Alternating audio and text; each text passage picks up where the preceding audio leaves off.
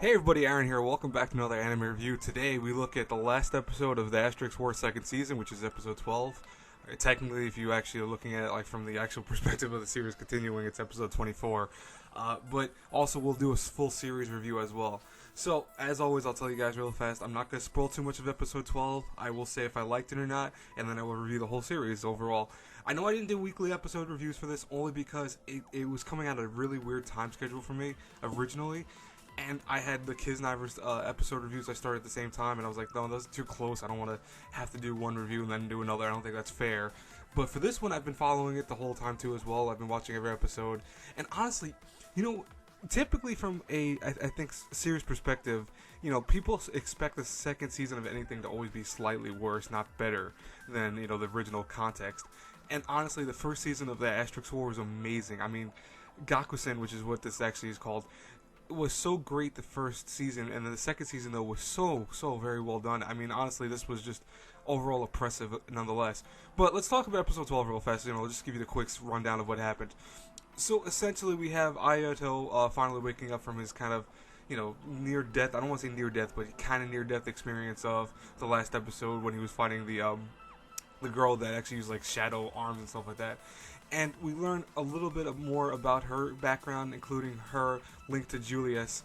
And at the same time, we also see that the guy with the top hat has come in, and you know he's now planning to attack once again, and the team has to actually stop him. You know, and essentially though, it was a great action-filled episode. I mean, there was a little bit of drama at the beginning, which was great, but the action was really well done. I mean, the fight scene that does insist in the middle portion of the show was so epic. I loved it. And we also finally learned a little whereabouts of Iota's sister, so that was kind of cool too. Now, for the series overall though, you know, like I said before, the second season overall was a lot better. Animation was still the same as the first season, but done slightly better, I think, in some parts. I love the music. I really like the opening for the first season more than I like the opening for the second one, and also with the ending too, the same thing. I like the ending of the first season better than the second one, but they were still very well done. I mean, I didn't have an issue with them, and I still like the transition effect into each episode's ending with then going into the credits song. I love that. I think any anime does that is awesome. Honestly though, I just think that it's very funny because the Asterisk War, the first season, was a very harem-esque type of show, and the second season really doesn't focus on that harem aspect. It actually focuses on the action. It focuses on the tournament that they have to fight in the Fiesta War, and you know it actually completes that war. You know, for better or worse, it was really great. I do have issues with the one episode that actually had the fight, which, you know, the final actual fight for I forgot their name, Kieran and the blue-haired girl. I didn't like how they handled the last fight with them because, you know, inevitably they did lose if you've seen the show so far.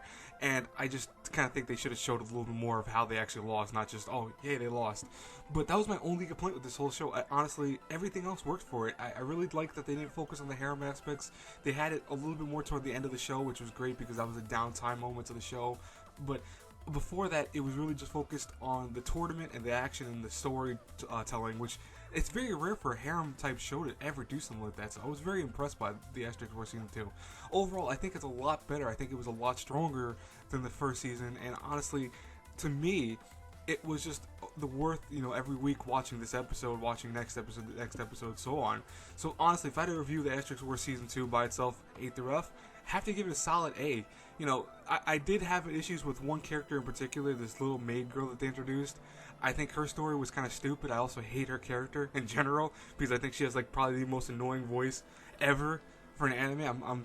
I apologize to the voice actors for her. I hope to God it's really not her voice, but like maybe they did a synthesizer thing with it. But honestly, I hate her voice actor. It was so bad. And I think she was kind of unneeded. I think she was just more used as kind of filler plot. You know, oh, this is someone that could be the damsel in distress when we needed the damsel in distress arc to come into play. I didn't think they needed that, but that's just my opinion.